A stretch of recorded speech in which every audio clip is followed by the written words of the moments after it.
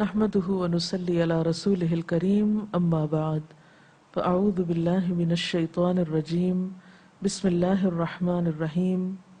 شروع کرتی ہوں اللہ کے نام سے جو بے انتہا مہربان نہایت رحم فرمانے والا ہے۔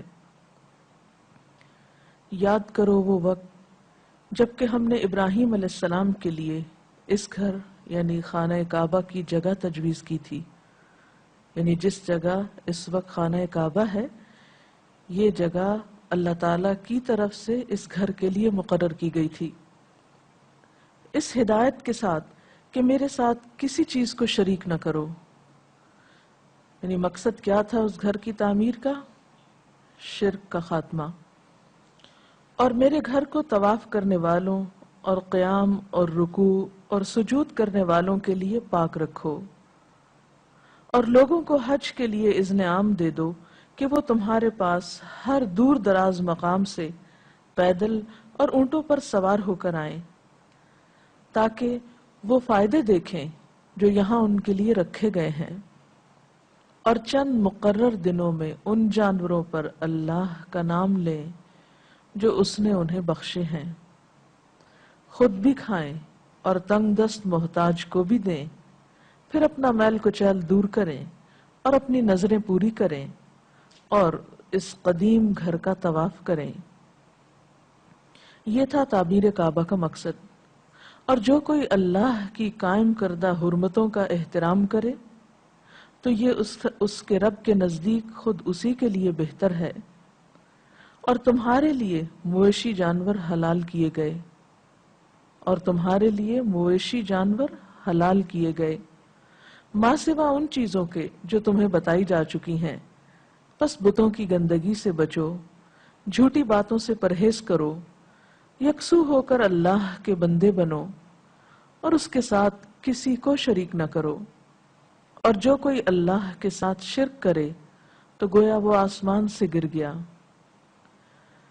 اب یا تو اسے پرندے اچک لے جائیں گے یا ہوا اس کو ایسی جگہ لے جا کر پھینک دے گی جہاں اس کے چیتھڑے اڑ جائیں گے۔ یہ ہے اصل معاملہ، اسے سمجھ لو، اور جو اللہ کے مقرر کردہ شاعر کا احترام کرے تو یہ دلوں کے تقوی میں سے ہے۔ تمہیں ایک وقت مقرر تک ان ہدی کے جانوروں سے فائدہ اٹھانے کا حق ہے، پھر ان کے قربان کرنے کی جگہ اسی قدیم گھر کے پاس ہے۔ سورۃ الحج کی ان آیات میں بھی قربانی کرنے کا ذکر ہے، جس کا کانٹیکسٹ حج کے دنوں میں قربانی کے بارے میں بیان ہوا ہے۔ اگرچہ حجاج کرام قربانی کرتے ہیں، اور اگر نہ کر سکیں تو ان کے لیے روزوں سے فدیہ دینے کا حکم ہے، لیکن یہ قربانی یاد رکھیے کہ صرف حجاج کرام کے لیے نہیں ہے، بلکہ دنیا بھر میں جہاں کہیں مسلمان ہوں وہ حج کے اس عظیم موقع پر ان کے ساتھ جذباتی طور پر اور ایک ریچول میں شریک ہونے کے لیے جہاں کہیں وہ رہتے ہوں وہاں قربانی کریں، کیونکہ نبی اکرم صلی اللہ علیہ وسلم جب مدینہ میں رہتے تھے ہجرت کے بعد تو آپ مدینہ میں ہر سال قربانی کرتے تھے، یعنی صرف آپ نے حج کے موقع پر ہی نہیں قربانی کی بلکہ مدینہ میں حج کے علاوہ بھی اور سفر میں بھی آپ نے قربانی کی۔ اب یہاں ہم قربانی سے متعلق چند مزید باتوں کا ذکر کریں گے۔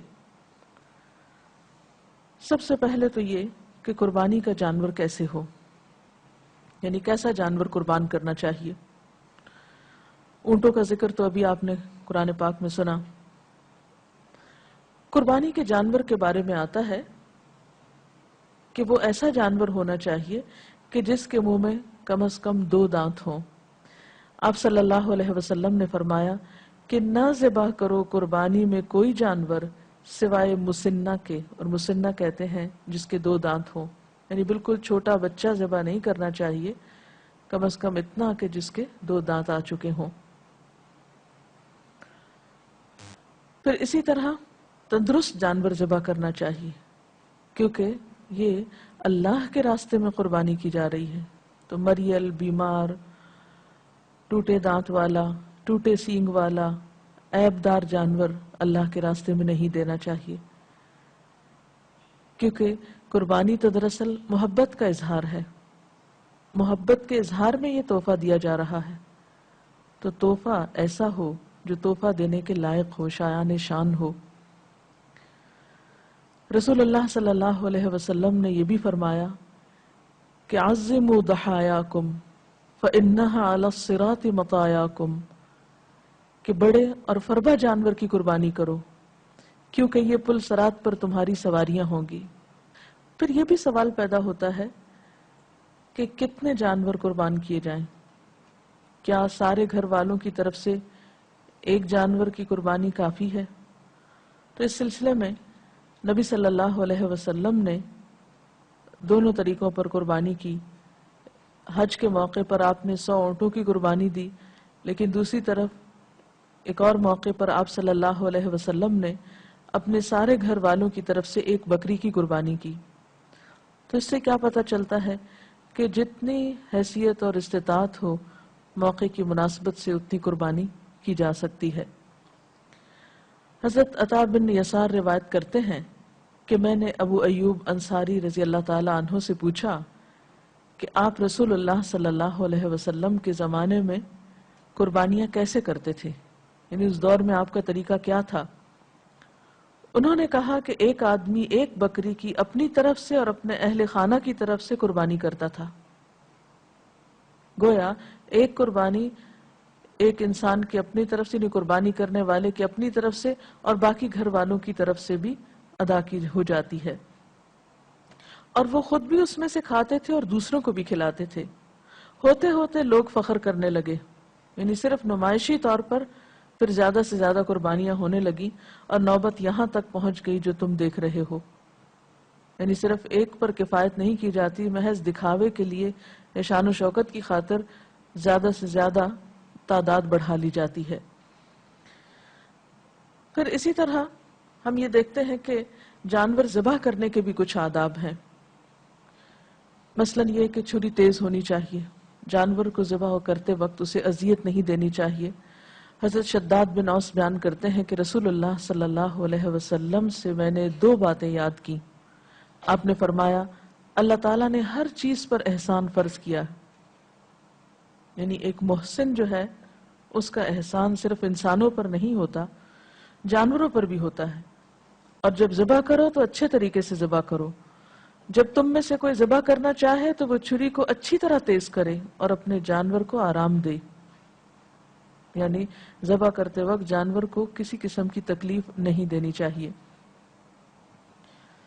پھر اسی طرح یہ ہے کہ قربانی کرنے والا اگر قربانی اپنے ہاتھ سے ذبح کرے تو وہ زیادہ بہتر ہے، لیکن اگر وہ خود نہ کر سکتا ہو تو کسی اور سے بھی کروا سکتا ہے اور خود پاس کھڑا رہ کر دیکھ بھی سکتا ہے. پھر اسی طرح جانور کو قبلہ رخ کر کے دعا پڑھ کے ذبح کرنا چاہیے، بسم اللہ اللہ اکبر سے شروع کرنا چاہیے.